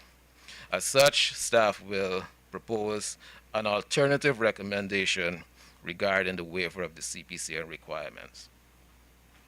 So staff recommends that the Commission grant BGE's request for a discretionary waiver for good cause on the Public Utilities Article, Section 7-207B, 3, Romanet 2, of the requirement that BGE obtain a CPCN to 1, modifying existing 230 kV line on approximately 1.4 miles of existing BGE right-of-way between BGE's Grayston substation in Harford County and a tie-in to an existing PPL line at the Maryland-Pennsylvania border under the updated conditions that were filed by the Power Plant Research Project yesterday, February 18th. And 2, modify 2 230 kV circuits along approximately 24.1 miles of existing BGE right-of-way in Harford County and Baltimore counties from BGE's Cornerstone substation to its Northwest Number 2 substation. In the alternative, if the Commission accepts BGE's position that under the statute, the larger foundations of some towers do not constitute larger structures, then staff recommends that the Commission grant BGE's request for a discretionary waiver for good cause on the PUA Section 7-207B, 3, Romanet 2 of requirement that BGE obtain a CPCN to 1, modify an existing BGE 230 kV line on approximately 1.4 miles of existing BGE right-of-way between BGE's Grayston substation in Harford County and a tie-in to an existing PPL line at the Maryland-Pennsylvania border under the updated conditions that were filed by PPRP yesterday, February 18th. And 2, grant BGE's request for a mandatory waiver on the PUA section 7-207B for Romanet 1 to modify 230 kV circuits along approximately 24.1 miles of existing BGE right-of-way in Hartford County and Baltimore counties from BGE's Cornerstone substation to its northwest number 2 station. And myself and Staff Council Dean are available to answer any questions. So, any questions for staff? Commissioner Barbie?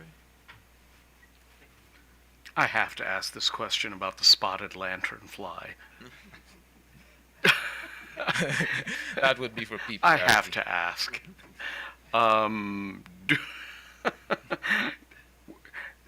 Do we really want to remove this from the language? Hello, Fred Kelly, Deputy Director of Power Plant Research Program. Yeah. Good afternoon, Commissioners. The spotted lanternfly is it's an invasive pest species of insect that has been on the books since the Transource project was Right. reviewed, and we included that condition in there. In thinking it over, I know the quarantine had expanded considerably, so I went back to Department of Agriculture's website and looked up and noted that the order affecting spotted lanternfly control had been updated. So therefore, we just updated. It's been the condition. surpassed then. Well, the condition has been updated, and so we just felt that condition could be amended to fit with the times. I had to live with this pest for several years, and I thought that by going to the Public Service Commission, I could outrun the spotted lanternfly, but apparently not. Thank you, Mr. Chairman. Commissioner Fleischman? Okay, I don't really know how to follow that, and so I mean I have other pest issues, but I won't ask about those. Staff does not believe that the company has met the conditions for a mandatory waiver.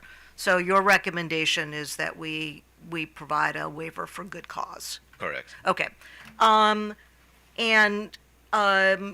In terms of the Transource project, if the Transource project doesn't move forward, how does that impact the proposed project, the proposed projects that we're considering today? It wouldn't. Okay. Yeah. So reliability. Previously they were dependent on the Transource project, but for this cause, the reliability violations, they're no longer dependent on. Okay. So there's no question that there are. Do you know the reliability standards that are being violated? They're operating standards, I'm assuming. I'm assuming. Yeah. No, I don't. Okay. But and has NERC found reliability violations? PJM did. PJM has. Yeah. Okay. So and in what form were the violations? Did the company receive notice? Was it a letter? Was it a? Do you know? I guess the company provided us with the. So the exact language is the loss of certain facilities will lead to a violation, violations, and they provided us with what those. Okay, so this is facilities were. an N-1 issue. So you don't have the necessary redundancy. Is that the issue? I let the company speak more on Okay. that. Okay. When the company starts to speak, maybe the company can answer that question. Okay. So from staff's perspective, these are Mr. Dean, did you have a? Staff DR1-1 attached to the staff comments has a table in there of the reliability.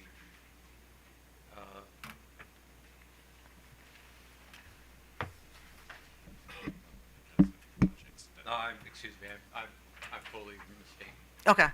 Okay. Well, maybe the company can respond to that. So from staff's perspective, regardless of what happens with Transource, if these issues, if this work is not done, then BGE will be in violation of NERC standards. Correct. Okay. Thank you. Commissioner Richard? Yes, thank you, Mr. Chair. Let's see, just kind of picking up where Commissioner Sussman left off. I guess my concern here is this just a little bit premature to do this now? Because we, just a couple of weeks ago, were entertaining a waiver, I'm sorry, to I guess, renew the waiver or for the TransSource IEC project. So at that time, it was my understanding we learned that PJM is going to be conducting a full analysis of not only the need for the IEC, but also kind of in the context, since these two projects fall under the 2022 RTEP reliability window 1. A lot has happened since that time. We have the immediate needs projects. We have the window 3 projects. So again, I just wanted to get staff's view. Should we just hold off and wait for the PJM review? Because at this point, even the RTEP 2022 is kind of old compared to what else has happened since that time. Well, the RTEP 2022 was looking forward 5 years, I believe, so it's still valid. Well, right, but also now we have these other projects, the immediate needs for the load growth projects that have happened after that. And again, I'm specifically, didn't you understand that PJM is doing a full review now for us? While it's in the context of the IEC, it will also kind of inform the specific projects that were part of the IEC. Is that not true? Well, the IEC as a whole is still dependent on the PJM reanalysis of it, but these two waivers that PJM has requested be performed are with consideration of all the other work that has been approved. They've determined that there's a need for these two rebuilds of the two lines based upon reliability concerns currently, without even looking at the reanalysis of the whole TransSource project. Does that answer your question? Well, not really. Maybe the company can. I'm having a chronology issue here, and that is the RTEP 2022, which then determined that these two projects that were part of the IEC are now not just market efficiency, they are reliability. They're needed.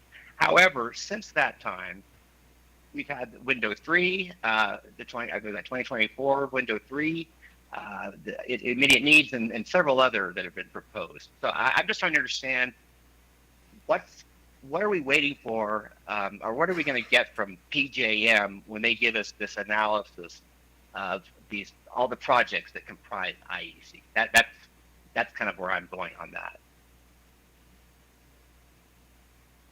But again, that's fine if the company wants to take that on. Other than that, I think, those are all the questions I have. Thank you, Mr. Chair. Okay, so before I turn to the company, does power plant have it other than the spotted fly or spotted lantern fly? Good afternoon, Commissioner. Sandra McLemore on behalf of PPRP. As indicated, we did file yesterday in support of the staff's position that both lines be granted for good cause waiver, and with regard to the Greyston Manor, that the revised recommended conditions be incorporated into it. And as you were indicating, we have 3 changes, 2 deletions, and then a modification for the spotted lantern fly. So, and also, if you have any questions, as you know, Mr. Kelly's here to answer any. Just so I'm straight, though. So staff talked about 2 different waiver options, option 1 and option 2. Do you have a preference between those 2, or? Yes, Commissioner. We think that the waiver for good cause is the more appropriate one here, given for the reasons that were stated in staff's filing. Okay. All right. Okay. Fair enough. Any questions for? Okay. Thanks. Can I just ask one real quickly for wait a minute. PRP? Yeah. Won't this? That we still have the same problem, and that is until Pennsylvania moves, aren't these two projects kind of held in limbo? So again, it's just sort of why are we doing this today is kind of my question. Good afternoon, Commissioner Richard. This is Fred Kelly, Deputy Director of Power Plant Research Program. My understanding is that these projects have been brought forward separately from the Transource project. As you know, the Transource 9A project was suspended by PJM, and so the grid continues to get studied by PJM. And as you know, as time has moved, several years have passed now. These two elements that are part of the Project 9A have come forward separately as stated as reliability issues. So that's the basis of my understanding here. I think they're somewhat being held separable from the Transource project, but they don't, in my assessment, they don't compromise going forward with the Transource project if that does come back and is allowed to move forward. Okay, so I guess again, my question: do we need to do this today, since we're still waiting on Pennsylvania? These projects won't go anywhere if you know, if nothing happens on the other side of the state line. To my understanding, that these projects are being put forward as baseline projects on reliability needs, but I think BGE can speak to that. Okay, so your presumption is now Pennsylvania will move forward on their side. That's why you think it's incumbent on us to do this today. Commissioner Richard, this is Sandra McLemore. I believe what Mr. Kelly's indicating is because this is a BGE project for reliability, it's separate and apart from anything that Pennsylvania will need to do. Yeah, okay, I understand that. It's not part of the IAC because now it's the RTEP 2022. I'm just, again, it seems like unless we know what's happening on the other side of the state line, what's the point of us acting today on this? I believe these are baseline projects, but I'm sure that BGE will have a better answer to that. Okay, thank you, Mr. Chair. Okay. All right. Go ahead.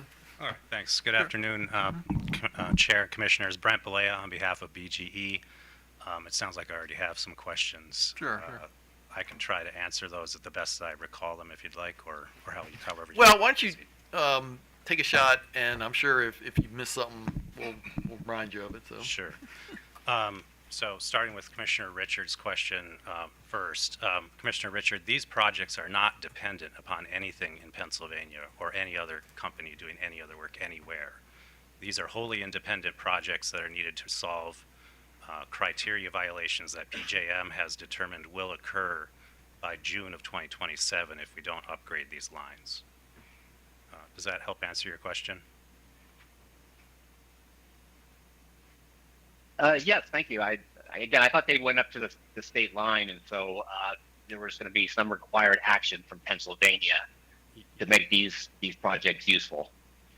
Yeah, no, there's no action required in Pennsylvania. They do tie into this at the state line, but there's no action in Pennsylvania. There's no work being done in Pennsylvania that would be required to effectuate the benefits of these lines and the need for this. Okay. Okay, I appreciate that clarification. Thank you. Sure.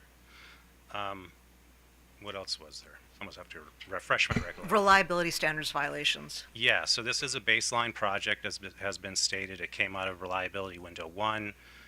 It's my understanding that those are going to be NERC criteria violations, N1-1, like you mentioned, Commissioner Suchman. So there's a variety of thermal-based violations that PJM has identified are going to occur, or projected will occur in June of 2027 if we don't upgrade these lines. And so that's why we're here.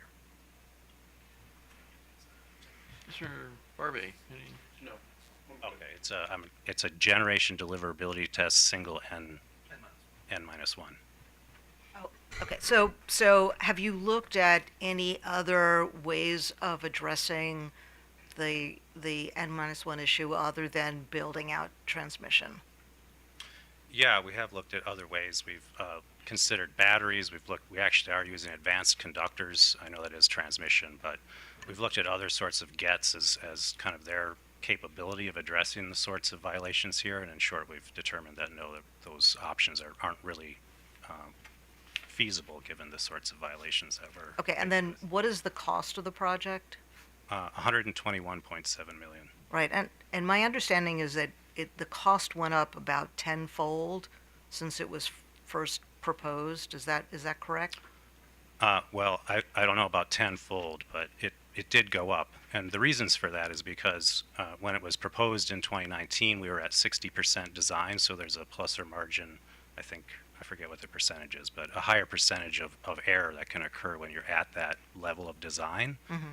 Since then, we're now at 90% design, and we're ready to build basically as soon as we can. And we Okay, need to and then whatever happens with TransSource, that's a completely different issue in terms of the reliability issues. It's not gonna, if TransSource were to sort of move forward, that wouldn't fix and these projects did not move forward, that would not fix your reliability violation issues.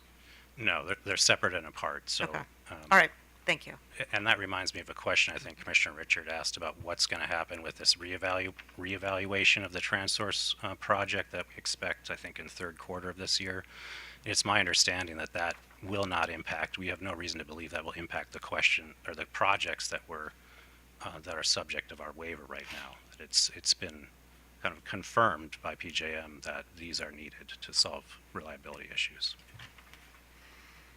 Okay, so the only question for me is, staff offered two options when it comes to the waiver language. Do you have a strong preference or objection to one or two? Yeah, I mean, our position is that the segment, the Coniston and Northwest, does qualify for a mandatory waiver. I understand staff's position that the foundations are getting larger, and so that's why they think it doesn't qualify. But we would respectfully disagree. The foundations are at ground level; they're not the towers themselves, and they're actually kind of de minimis expansions of those. I think most of them are growing by about 12 square feet.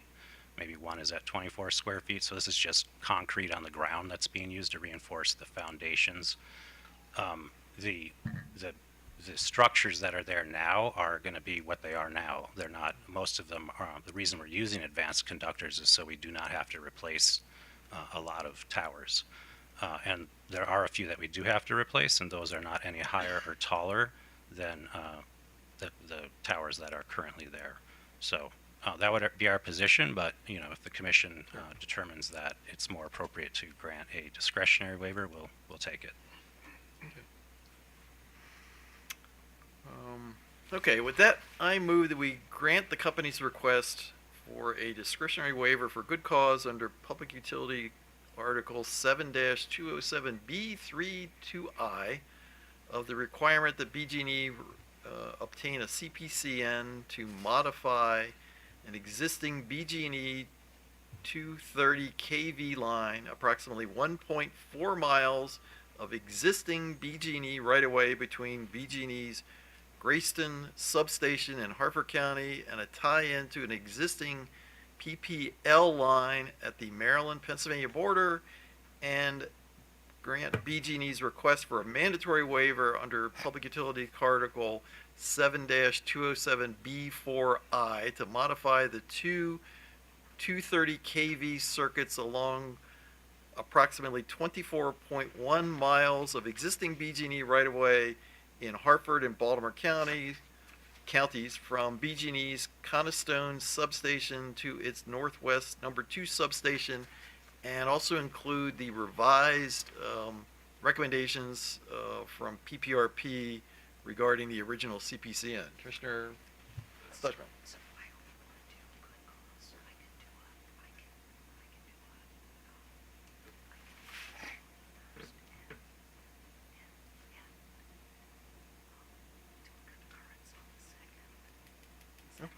All right. Yeah, okay. Okay, so, with respect to the first, determination, but I believe that it should be, a good cause waiver and not a mandatory. I don't believe the conditions are there for a mandatory waiver. And in light of my previous conversation with PE, I have some great concerns about the mandatory waiver provision anyway. So with that, it's aye for the first and a concurring aye for the second. Commissioner Barbe. Aye. Commissioner Richard. Aye, but I do agree with the points that Commissioner Suchman made. I vote aye. So I guess the question, does they give you what you need, or I need to? Because the other option is I can. This sounds like a Supreme Court decision. Then. Yeah, no, I understand. Yeah. So. I think we have what as long as we're. Mr. Chair, can I be clear? Sure. I'm not. I'm going to have a clean yay vote. I just was stating for the record that I agree. Okay. All right. Okay, so I think we're That's fine. even better. Thank you. Okay. Item number 10 is an application from Baltimore Gas and Electric Company for authorization to issue debt.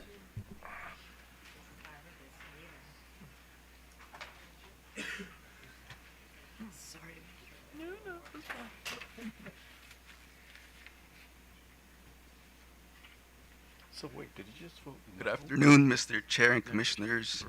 Eric Delgado on behalf of staff. On December 16th, 2024, the Baltimore Gas and Electric Company, BGE, filed an application for the authorization to issue long-term debt up to a principal amount of $2.2 billion. If approved, BGE will use the proceeds upon the sale of debt for general corporate purposes, to refund short-term debt incurred, to finance utility construction and operations, to fund ongoing capital requirements of the company, and to discharge or lawfully refund the company's obligations as they come due. The $2.2 billion would be debt on the shelf available to be used along with BGE's other principal sources of funds to finance its capital spending program over the next few years. BGE's budget for electric and gas distribution and capital expenditures for the years 2024 through 2026 total an approximate $3.5 billion. Additionally, the company has an expenditure of $350 million for retirement, redemption, or repurchase of debt for the years 2024 through 2026. Staff has reviewed the company's application and finds it compliant with the provisions set out in COMAR sections 270401 and 270402. Staff recommends that the Commission grant the application and issue a final order in compliance with COMAR 2007-04-02C, authorizing BGE to issue up to $2.2 billion principal amount of long-term debt. Thank you, and I'm available for any questions. Any questions for staff? Okay. Good morning. Nope, good afternoon. Well, yeah, good afternoon, Commissioners. Bev Sikora on behalf of BGE. Thanks, staff, for their thorough analysis. They've been quite thorough the past few debt applications. That keeps me on my toes to make sure that I'm including everything I need when I'm preparing them, so I appreciate that. We have no other comments, but we're here if we have questions. Any questions for the company? Okay, with that, I move we grant the application and issue a final order in compliance with COMAR 20.07.04.02C, granting the company authorization to issue up to $2.2 billion in principal amount of long-term debt. Commissioner Suchman. Aye. Commissioner Barbe. Aye. Commissioner Richard. Aye. I vote aye. Thank you. Thank you. Item number 11 is a request from Solar Landscape LLC, OBO, of its affiliate SLDMD PS Portfolio LLC to qualify certain properties as low income under the Community Solar Pilot Program. Good afternoon, Chair and Commissioners. Harrison Scher on behalf of staff. On January 8th, Solar Landscape filed a request to qualify Parkview Apartments, Warren Place Apartments, and Cider Mill Apartments as low-income subscribers in Maryland's Community Solar Pilot Program. The properties are all Section 8 Housing Assistance Payment Contract recipients. This Status would satisfy the Commission's letter order in RM 56 dated February 14th, 2020, where self-attestation plus proof of participation in a qualified program is sufficient to verify low-income status. As part of the filing, the Section 8 contract for each property was included in the filing and reviewed by staff. Accordingly, staff recommends that the Commission approve Parkview Apartments, Warren Place Apartments, and Cider Mill Apartments as low-income subscribers in the Community Solar Pilot Program, and I'm available for any questions. Any questions for, all right. Yeah, good afternoon, Chairman Commissioners. Eric Wallace on behalf of Solar Landscape. We appreciate staff's analysis here, and we don't have any further comments, but certainly available to answer any questions you may have. Any questions for the applicant? All right, with that, I move we approve Parkview Apartments, Warren Place Apartments, and Cider Mill Apartments as low-income subscribers in Maryland's Community Solar Pilot Program. Commissioner Suchman. Aye. Commissioner Barbe. Aye. Commissioner Richard. Aye. I vote aye. Item number 12 is an application from GoMD USA Inc. for designation as an eligible telecommunications carrier.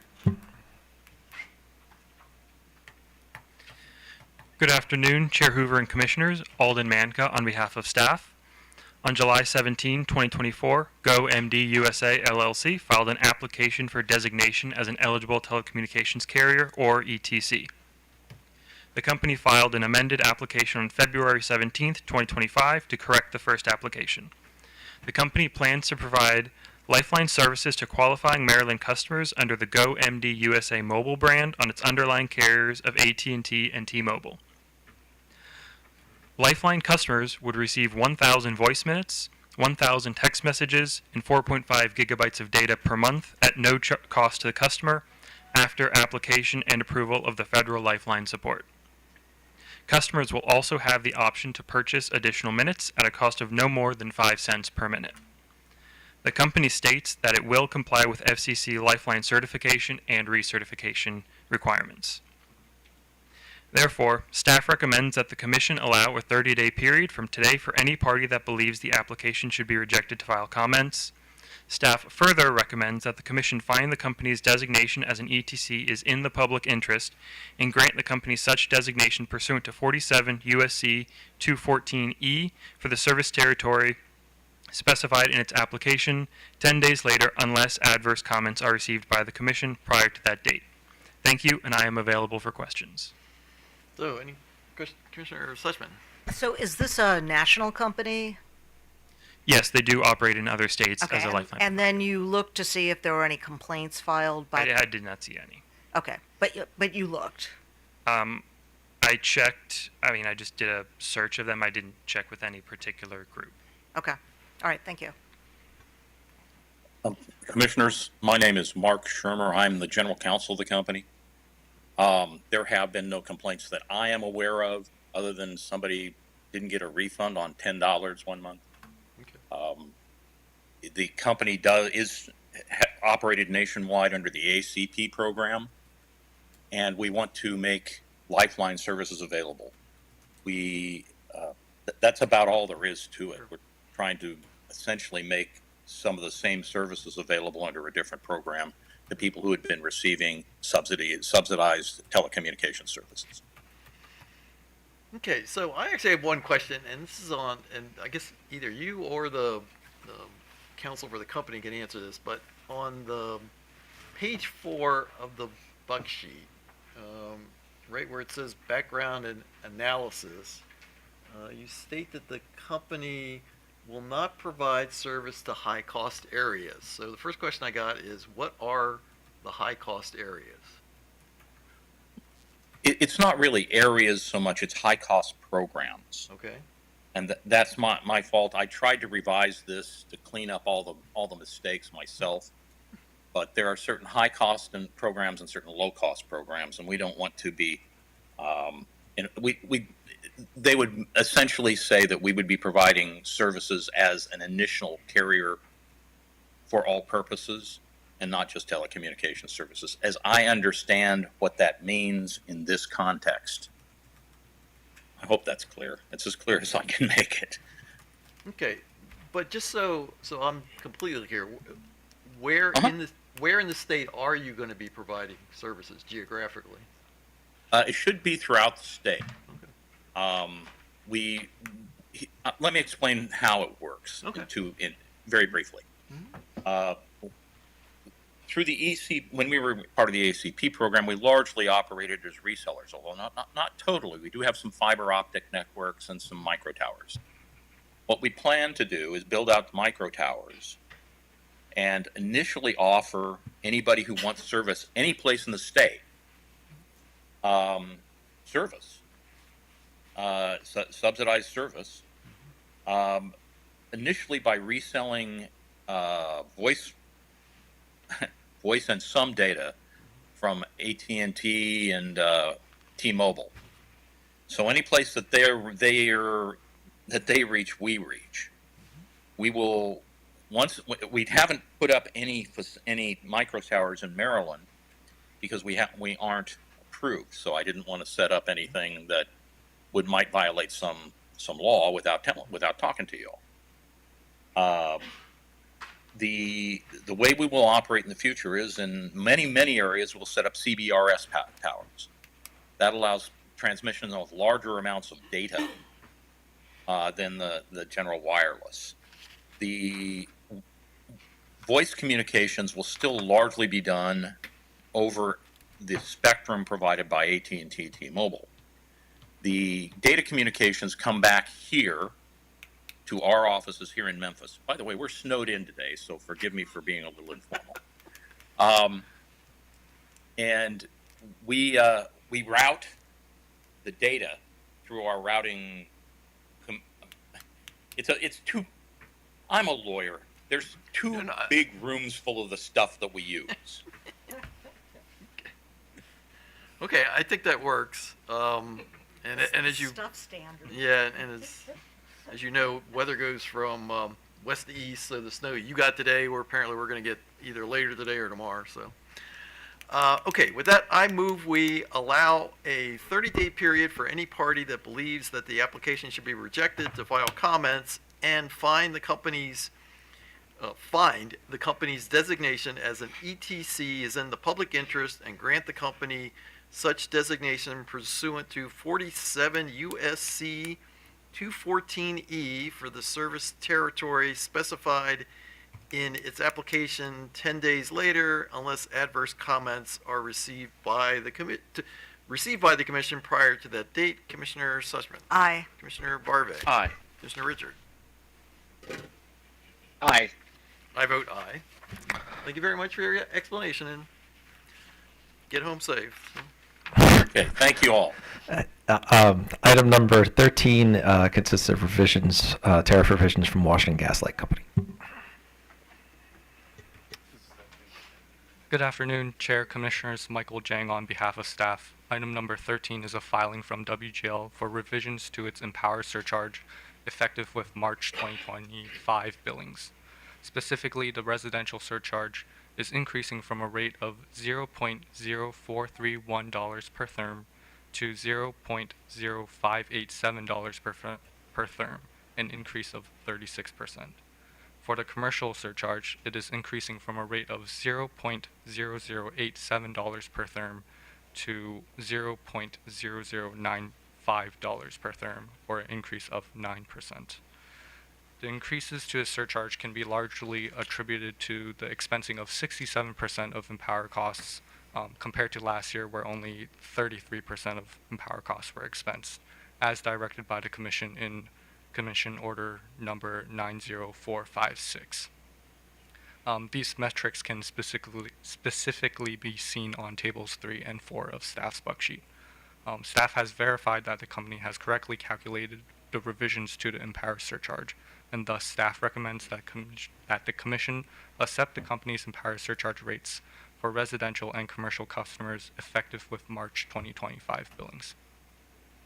Okay, any questions of staff? Hearing none. Spencer Nichols on behalf of Washington Gas. We thank staff for its thorough review, and we have no other comments. Any questions for the company? Well, actually, I've got one. So, what would the company's opinion be if we make the tariff revisions filed today effective with the May billings as opposed to the March billings? I can tell you, Mr. Chair, that would just seek to delay the change an additional 2 months. The change has already not been in effect for January or February, so it will only serve to adjust the numbers yet again to account for several months as opposed to 2 months where the rate has not been adjusted to reflect the commission-approved budget for the Empower programs in this year. I would just add, Andrew Lawson, Washington Gas. The result would just be to create an under collection that we would need to recover next year, more than likely. We don't have final, obviously, billing results for February, right? If February ends up being cooler, that could bring in a little more revenue, but the likely result is just a larger over collection that we need to recover next year. And part of the increase that we have this year is trying to recover an under collection from last year too. So it's just, I understand, but I guess what I'm trying to, as you're well aware, there's been significant concern expressed about bills in general, and I guess I'm trying to move this particular fee away from the higher use patterns you've had because I assume the March bill is going to include February usage, right? yes. So I guess I'm trying to move beyond that to have this come in when the usage is a little lower and the bill's a little lower. We don't object to that necessarily. The result will end up being. Yeah, I understand. Obviously, ultimately you'll get the money and. Understood. Does staff have an opinion about this? Staff would not object to that change. I would note that we did kind of go through this process last year due to the revisions of the plans, and just note that over time customers may pay us more. Yeah. Okay. Any questions from? Okay. So with that, I move we accept the tariff revisions for filing with an effective effective with the May 2025 billings. Commissioner Suchman. Aye. Commissioner Barve. Aye. Commissioner Richard. Aye. I vote aye. And with that, we're adjourned.